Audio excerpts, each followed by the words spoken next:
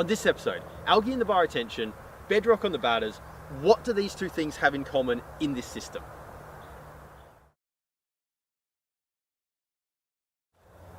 Hey everyone, and welcome back to Ideanthro, where today I've seen something happening in this bioretention system, which I've seen happen before, but it's happening for a reason that I don't think I've seen it happening before. Let's get into this. What's really commonly seen in bioretention systems is that if you have a system that has base flow in the catchment, so there's really quite a regular constant trickle of water coming in through the inlets, is that you'll see the area around the inlet stay moist continually, and eventually moss will start to grow on it. It would look like, for example, we got a really good example of what you normally see growing here. So you see all this green kind of mossy stuff here. Often if you've got a system with base flow, you'll find around the inlet this sort of stuff happening, this sort of stuff getting going. Let Ben grab a couple more shots of that just there as he pans back up.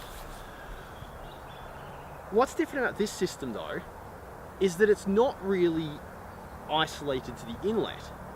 In fact, if we look around, we've got all these lamandras here. Essentially all the lamandras that are on the uphill side, like abutting to the catchment with the houses up there above the sandstone, all the lamandras that are on this side of the basin have this moss growing in and around them.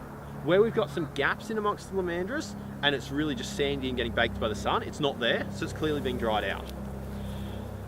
There's some of it around the inlet, but not too much.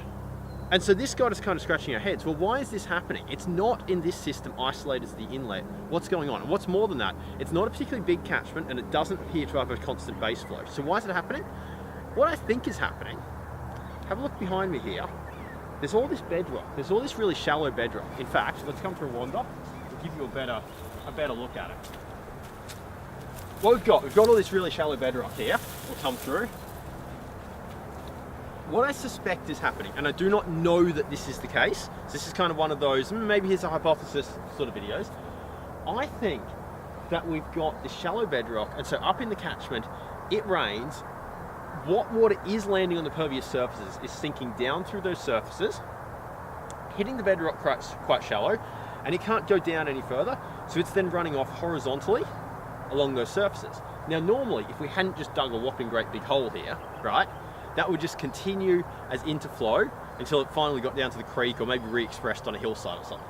But because someone's gone and built this whopping great big bioretention system here and cut this nice big batter here, what's happening is the water's coming along just above that bedrock, and then as it intersects the slope here, it comes out to free air and it's running down the surface of this bedrock, I think. And so what that means is that this bioretention system, I think, is getting the equivalent of the constant base flow that you might, in any other instance, when you saw moss growing in a system, that you might be getting through the inlet. What it's actually getting is a fairly regular interflow coming down the batters, coming down this bedrock and into the system and keeping it wet.